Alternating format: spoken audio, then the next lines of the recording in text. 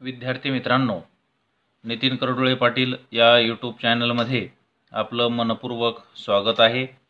आज आपण यात 8वी स्कॉलरशिपमधील दुसऱ्या प्रकरणाला सुरुवात करणार आहोत। दुसऱ्या प्रकरणातील स्वाध्याय क्रमांक 2.1 या ठिकाणाहून आपण सुरुवात करणार आहोत। प्रश्न क्रमांक 1 पहिला काय पहा, 5/7 गुणिले 28/15 गुणिले 9/8 गुणिले 3 कंसाच्या बाहेर भागिले 9/2 आहे। याला मी या ठिकाणी असं लिहितो, 5/7 गुणिले 28/15 गुणिले 9/8 गुणिले 3 ही जी भागिलेची क्रिया असते, या भागिलेच्या क्रियेला आपण गुणिले करू शकतो। 9/2 ला 2/9 या पद्धतीने लिहिता येईल पहा। यानंतर आता आपल्याला हे 9 कट करता येतील। त्यानंतर बे 1 बे, बे चौक 8, 3 1 3, 3 5 15, यानंतर हे 5 ला हे 5 कटले, 7 1 7, 7 चौक 28, या 4 ला हे 4 कटले, म्हणजे सर्व संख्या कट झालेल्यात, उत्तर 1 उरलेलं आहे। पर्याय क्रमांक 4 हे त्याचं उत्तर आहे। यानंतर पुढचा प्रश्न बघा काय, 13/14, 9/10, 12/13, 15/16, 20/21 या संख्या उतरत्या क्रमाने मांडा व मधली संख्या ओळखा। इथे अंश आणि छेद, अंश आणि छेद, अंश आणि छेद या ठिकाणी 1चा फरक आहे पहा। ज्यावेळेस आपल्याला परिमेय संख्यांचा चढता आणि उतरता क्रम लावायचा असतो, त्यांच्यामध्ये जर छेद सारखा असेल, पहा मी तुम्हाला एकदा समजावून सांगतो, इथं छेद सारखा असेल म्हणजे 5/7, 9/7, 11/7 अशा जर संख्या असतील, म्हणजे छेद जर सारखा असेल तर ज्याचा अंश मोठा ती संख्या मोठी असते।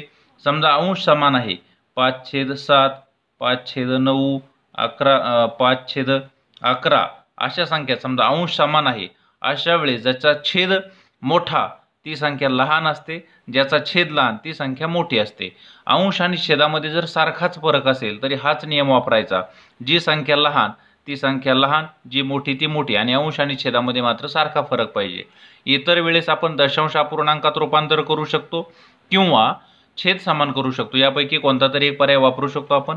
या ठिकाणी पहा, अंश आणि छेद यामध्ये 1चा फरक आहे, याचा अर्थ या संख्या उतरत्या क्रमाने मांडण्यासाठी जी संख्या मोठी ती संख्या मोठी, कारण 1चाच फरक आहे, उतरत्या क्रमाने मांडू। मोठी संख्या आहे 20/21, यानंतरची थोडीशी लहान संख्या आहे 15/16, यानंतर पुढची संख्या आहे 13/14, त्याच्यानंतरची पुढची संख्या आहे 12/13, त्यानंतरची संख्या आहे 9/10, मधली संख्या ओळखायची, मधली संख्या आली 13/14, म्हणजेच उत्तर पर्याय क्रमांक 3 हे याचं उत्तर होईल, 13/14। यानंतरचा पुढचा प्रश्न पहा विद्यार्थी मित्रांनो, -3/34, -2/17, -5/15, -4/68 या अपूर्णांकांचा चढता क्रम लावल्यास शेवटून दुसरा अपूर्णांक कोणता येईल। याचा जर चढता क्रम लावायचा असेल आपल्याला, या सगळ्या मायनस संख्या आहेत, याचा सुरुवातीला आपण असा विचार करू की या मायनस नाही आहेत, असा विचार करून आपण या अपूर्णांकांचा चढता क्रम लावू किंवा उलट करू, कोणत्याही पद्धतीने करता येईल पहा। याचा छेद आपल्याला सुरुवातीला समान करावा लागेल, तरच आपल्याला ह्या सगळ्या 17च्या पाड्यातील संख्या 17 2 34, 17 3 51, 17 4 68, म्हणजे या 17च्या पाड्यातील संख्येत आपण 17 34 51 आणि 68 यांचा लसावी आपण अगोदर काढून घेऊ पहा।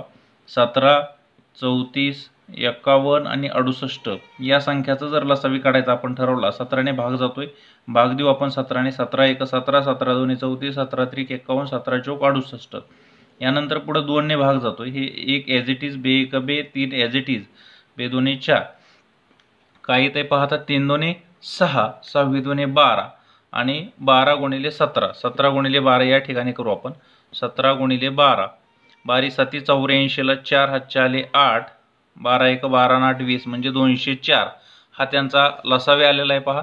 यानंतर या प्रत्येक अंश ज्या अपूर्णांक आहेत, ह्या प्रत्येकाचा छेद आपल्याला 204 करायचा आहे, त्यानंतरच आपण त्याचा चढता आणि उतरता क्रम लावू शकतो पहा। याचा छेद समान करून घेऊ, -3/34 या अपूर्णांकाचा छेद आपल्याला 204 आणायचा आहे। 204 आणण्यासाठी काय करावं लागेल, या 34ला कितीने गुणावं लागेल विचार करा, 30 × 180 म्हणजे 6ने गुणून पाहू, 6 चौक 24 ला 4 हातचे आले 2, 6 3 18 आणि 2 20, 6ने गुणल्यानंतर आलं, म्हणजे या ठिकाणी मला 6ने गुणावं लागलं, या ठिकाणी सुद्धा 6ने गुणतो, 6 3 18 म्हणजे -18 येईल। यानंतरचा पुढचा अपूर्णांक आहे -2/17, -2/17 याचा सुद्धा छेद मला 204 आणायचा आहे पहा। इथं 17ला 12ने गुणल्या 204 आलं, इथं याचा अर्थ या ठिकाणी मला 12ने गुणावं लागेल, या ठिकाणी सुद्धा 12ने गुणावं लागेल. 12 दुणे 24 वजा 24 ही संख्या मिळाली. पुढचा अपूर्णांक आहे वजा 5/51. या संख्येचा सुद्धा छेद मला 204 आणायचा आहे. 51 चोक म्हणजे इथं 4ने गुणावं लागेल, इथं सुद्धा 4ने गुणू, वजा 20 येईल. यानंतरचा पुढचा अपूर्णांक आहे वजा 4/68 वजा 4/68. याचा सुद्धा छेद मला 204 आणायचा आहे. 68ला 6 त्रिक म्हणजे याचा अर्थ 3ने गुणल्यानंतर 204 येते. 3ने गुणून 5 3 8 24 4 8 आले 2 3 18 आणि 2 20 म्हणजे या ठिकाणी 3ने गुणलं म्हणून मी अंशाला सुद्धा 3ने गुणतो. 3 चोक 12 म्हणजे वजा 12. आता सर्व अपूर्णांकाचा छेद आपल्याला मिळालेला लसावी काढल्यामुळं सगळे अपूर्णांक आपल्याला छेद समान झालाय. जर ह्या संख्या निगेटिव्ह नसत्या तर ज्याचा अंश मोठा ती संख्या मोठी आली असते, पण इथं उलट होईल पा, ज्याचा अंश मोठा ती संख्या लहान होईल, कारण ह्या सगळ्या निगेटिव्ह संख्या आहेत. निगेटिव्ह संख्येला उलट आपल्याला घ्यावं लागतं. यांचा चढता क्रम लावायचा आहे म्हणजे ज्याचा अंश मोठा ती संख्या मोठी लहान येईल. आता अंश कोणत्याचा मोठा आहे? 18 वजा 24 वजा 20 वजा 12 याचा अंश मोठा आहे. याच्यासाठी कोणती संख्या होती तर वजा 2/17 म्हणजेच वजा 2/17 ही सर्वात लहान संख्या होईल. त्यानंतरचा अंश पहा वजा 20/204 आहे म्हणजेच वजा 5/17. त्यासाठी वजा 5/51 सॉरी ही संख्या यानंतर येईल. चढता क्रम लावतोय आपण. त्यानंतर ही संख्या ती संख्या कोणती वजा 3/34 वजा 3/34. त्यानंतरची शेवटची संख्या कोणती वजा 4/68 वजा 4/68. हा आपण त्यांचा चढता क्रम लावलाय. शेवटून दुसरा अपूर्णांक पहा कोणता आलाय तर शेवटून दुसरा अपूर्णांक आलाय वजा 3/34 हा अपूर्णांक. पर्याय क्रमांक 3 वजा 3/34 हा शेवटून दुसरा अपूर्णांक आला. अशा पद्धतीने आपण हे गणित सोडवलेलं आहे. त्यानंतरचं पुढचं गणित आहे प्रश्न क्रमांक 4. 2/5 4/9 9/19 6/13 या परिमेय संख्यांचा उतरता क्रम लावल्यास शेवटून दुसऱ्या क्रमांकाच्या अपूर्णांकाचा वर्ग किती? आता 2/5 4/9 9/19 6/13 याच्यामध्ये आपल्याला कोणता नियम इथं बसत नाही. इथं आपण एकतर छेद समान करू शकतो किंवा पॉईंटचा भाग देऊ शकतो. कोणत्याही पद्धतीने आपल्याला जे सोपं आहे ते करायचं. आपण पॉईंटचा भाग देऊ, तुम्हाला ज्या पद्धतीने सोपं आहे त्या पद्धतीने करा. याचा उतरता क्रम लावायचा आहे. यासाठी उतरता क्रम लावण्यासाठी आपण 2 दशांश स्थळापर्यंत त्याचा पॉईंटचा भाग द्यायचा. इथं 2/5 ला आपण पॉईंटचा भाग देऊ. पहा 2/5 इथं शून्याचा भाग दिला 5 चोक 20 म्हणजे 0.4 आलं. पुढचा अपूर्णांक आहे 4/9 याला आपण पॉईंटचा भाग देऊ. 0.4 ला भाग द्या 40 झाले. हे 9 चोक 36 खाली उरले 4 परत 40 झाले 9 चोक 36 0.44 आला. पुढे द्यायची गरज नाही. 9/19 या अपूर्णांकाला आपण भाग देऊ. आता 19चा पाडा पाठ पाहिजे आपला 0.90 झाले. आता 90 झाल्यानंतर 19 2 38 19 3 57 19 चोक 76 म्हणजे 4चा भाग बसला 19 चोक 76. 90 मधून 76 गेले खाली 14 उरले. 14 वर 140 झाले पा. त्यानंतर 19 5 95 19 सख 114 19 7 133 19 8 152 म्हणजे 19 7च फक्त भाग जाईल. 19 7 133 म्हणजे 0.47 आलं. पुढचा आहे 6/13 6/13 ला आपण भाग देऊ. 0.13च्या 60 ला भाग द्यायचा आहे. 13 चोक 52 खाली 8 उरलेले आहेत पा. 60 मधून 52 गेले 8 उरले 80 झाले. 13 78 0.46 आले. आता या अपूर्णांकाचा उतरता क्रम आता लावू शकतो पा. हा 0.4 म्हणजे 40 समजायचे याला. 40 44 47 46. आता याचा उतरता क्रम लावा तुम्ही. उतरता क्रम लावताना मोठी संख्या आली 9/19 त्यानंतर आली 6/13 त्याच्यानंतर 46 नंतर 44 4/9 त्याच्यानंतर 2/5 हे अपूर्णांक आपल्याला उतरत्या क्रमाने लावता आले. शेवटून दुसऱ्याचा वर्ग पहा. शेवटून दुसरा 4/9 त्याचा वर्ग 4चा वर्ग 16 9चा वर्ग 81 16/81 हे पर्याय क्रमांक 2 हे आपलं उत्तर होईल. यानंतरचा पुढचा प्रश्न पहा विद्यार्थी मित्रांनो. पुढील परिमेय संख्या चढत्या क्रमाने लिहिल्यास सर्वात मोठी व सर्वात लहान परिमेय संख्यांची जोडी कोणती? आता यातली सर्वात मोठी सर्वात लहान संख्या पहा. वजा 6/7 वजा 11/4 वजा 2/3 वजा 15/16 आणि वजा 17/18. आता इथं सगळ्या ठिकाणी एकचाच फरक आहे. 6 7 11 12 2 3 15 16 17 18. त्यामुळे लहान आणि मोठी संख्या ओळखणं फार सोपं आहे म्हणून मी इथं जागा फार सोडली नाही. लहान आणि मोठी संख्या ही एक संख्या येईल आणि ही एक संख्या आपल्याला लहान मोठी मिळेल पा. मग आता सर्वात लहान सर्वात मोठी संख्येची जोडी हा पर्याय बघा कुठे, -2/3 आणि -17/18, -2/3 17/18 इतक्या सहज आपल्याला ओळखता आलं. पर्याय क्रमांक 4 ही लहान आणि मोठी परिमेय संख्या होईल. पुढील परिमेय संख्यांचा चढता क्रम कोणता, असा प्रश्न आहे पहा. पुढील परिमेय संख्यांचा चढता क्रम, आता यामध्ये एक संख्या ही पॉझिटिव्ह आहे, दुसऱ्या दोन निगेटिव्ह आहेत, म्हणजे 417 ही शेवटी आली पाहिजे याचा विचारच करायचा नाही आपण. ही पॉझिटिव्ह आहे, या दोनमध्ये फक्त लहान आणि मोठी ठरवायची आपल्याला. लगेच आपल्याला चढता आणि उतरता क्रम ठरवता येईल. आता 7/9 या संख्या वजा आहेत पहा. या 7/9ला मी या ठिकाणी सोडवतो, तुमच्या लक्षात येईल. या 7/9ला मी दशांश अपूर्णांकात रूपांतर करतो याचं. इथं शून्याचा भाग देऊ 70 होईल. 9-8 72 मोठी होते 9-8, त्यानं 9-7 63. ओके, 9-7 63 म्हणजे 9-7 7चा भाग गेला, 70मधून 63 गेले, खाली परत एकदा 7 उरले, परत 70, 9-7 63 77 आले. इथं वजा 3/5, 3 आपण फक्त आधी संख्या घेतोय. 3/5ला काय येते 0.5 30 म्हणजे 0.6 ही संख्या येणार आहे. जर ह्या पॉझिटिव्ह असत्या तर 7/9 मोठी आली असती, पण या निगेटिव्ह संख्या आहेत, याचा अर्थ 7/9 ही संख्या लहान येईल, ही संख्या लहान आणि ही संख्या मोठी येईल. त्याचं कारण या निगेटिव्ह नंबर्स आहेत. आता चढता क्रम लावा. लहान म्हणजे वजा 7/9 अगोदर आली पाहिजे, वजा 7/9, त्यानंतर वजा 3/5 आणि 4/17. अशा पद्धतीने आपल्याला याचा चढता क्रम लावता येईल. पर्याय क्रमांक 1 मध्ये त्याचा चढता क्रम लावलेला आहे, काही अवघड नाही. यानंतरचा पुढचा प्रश्न सोडूया आपण. 6 प्रश्न आपले झालेले आहेत. त्याच्यानंतर 7वा प्रश्न पहा. 7वा प्रश्न असा आहे, 5/8 मध्ये 5/8 किती वेळा मिळवावेत, म्हणजे बेरीज 5 येईल. कशा पद्धतीने हा प्रश्न सोडवायचा आहे तुम्हाला सांगतो. 5/8 मध्ये किती वेळा मिळवावेत म्हणून अधिक लिहिलं मी. 5/8 मध्ये 5/8 समीकरण तयार करून घेऊ. x वेळा मिळवावेत म्हणजे बेरीज 5 येईल. अशा पद्धतीने समीकरण तुम्हाला मांडता आलं पहा. 5/8 मध्ये 5/8 किती वेळा मिळवावेत, मी असं लिहिलं. 5/8 मध्ये 5/8 x वेळा मिळवावेत म्हणजे बेरीज 5 येईल. आता हे 5/8 इथं प्लस आहेत, इकडे आल्यानंतर काय होणार आहेत, मायनस होणार आहेत. हे 5/8x जसेच्या तसे लिहितो इज इक्वल टू 5 मायनस हे 5/8 प्लस आहेत, इकडे आले काय होतील, मायनस होतील. याच्या छेदस्थानी काय नाही म्हणजे 1 आहे. यानंतर तिरकस गुणाकार करा किंवा छेद समान करा. 8×5 = 40 वजा 5×1 5 छेदाला 8 जसाच तसा. हे 5/8x जशीच्या तसे 5/8 into x is equal to 40मधून 5 गेले 35 छेदस्थानी 8. आता हे 5/8 आहेत, इकडे आल्यावर 8/5 होणार आहेत, म्हणून x बरोबर 35/8 गुणिले 5/8 काय होत असतात 8/5 होतात. 8ला 8 कॅन्सल, 5×7 35 म्हणजे x बरोबर काय आलं 7 आलं. म्हणजेच 5/8 मध्ये 5/8 किती वेळा मिळवावेत, 7 वेळा मिळवावेत, म्हणजे उत्तर आपलं 5 येईल. अशा पद्धतीने पुढचं समीकरण आपल्याला सोडवता येईल. पुढची संख्या आहे, पुढील संख्या उतरत्या क्रमाने लिहिल्या असता मिळणारी शेवटून तिसरी संख्या कोणती, या संख्या आपल्याला उतरत्या क्रमाने लिहायच्या. इथे सुद्धा तुम्ही छेद समान करू शकता किंवा पॉईंटमध्ये भाग देऊ शकता. तुम्हाला ज्या पद्धतीने करायचं आहे त्या पद्धतीने करा. मी तुम्हाला पॉईंटमध्ये भाग देऊन या संख्या सांगतो कशा पद्धतीने करायच्यात. आपण पॉईंटमध्ये भाग देऊ. पहा या प्रश्नामध्ये आपण याला पॉईंटचा भाग देऊ. 3/8ला आपण पॉईंटचा जर भाग द्यायचा ठरवला तर 0.30 झाले. आता 30ला भाग द्या, 8×3 = 24, खाली उरले 6, 60 झाले. 8×7 = 56, 0.37 आलं. 13/21ला आपण भाग देऊ. 13/21ला 0.130 झाले. 130ला 21ने भाग द्या. 21×5 = 105, 21×6 = 126चा भाग गेला पहा. इथे 6चा भाग गेल्यामुळे 130मधून 126 गेली, खाली उरली 4, 40 झाले. 21×1 = 21, 0.61 आलं. 4/7ला आपण भाग देऊ.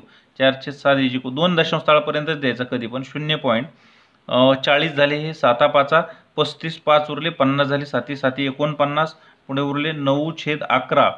आता याला 9/11 0.11 = 88, खाली उरले 90मधून 88 गेले 2, 20 झाले. 11×1 = 11. आता या संख्यांचा उतरता क्रम लावायचा आहे. आता पाहूया उतरता क्रम. इथे 61, 37, 61, 57 आणि 81.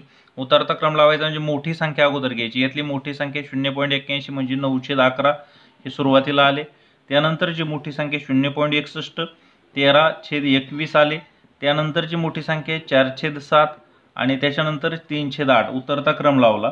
यानंतर शेवटून तिसरी संख्या 1, 2, 3 शेवटून तिसरी संख्या 13/21 पर्याय क्रमांक 3 याचं उत्तर आहे.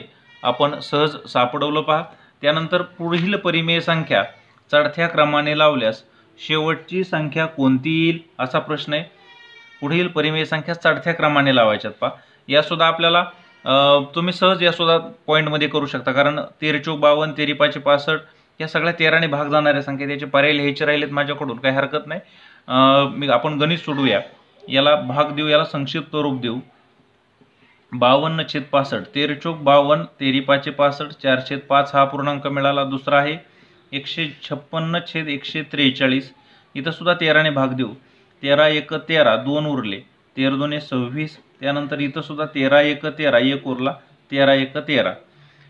पुढचा पूर्णांक आहे 117/91, पहा भाग देऊ आपण इथं। 13 9 117, 13 पाचे 65, 13 78, 13 7 91, 9/7, त्यानंतर 13/26 हा पूर्णांक आहे पहा, 13/26। या ठिकाणी आपण 13 1 13, 13 2 26, आता यानंतर दशांश अपूर्णांकामध्ये याला मांडू शकतो पहा। 0.58 40, 0.8 आलं।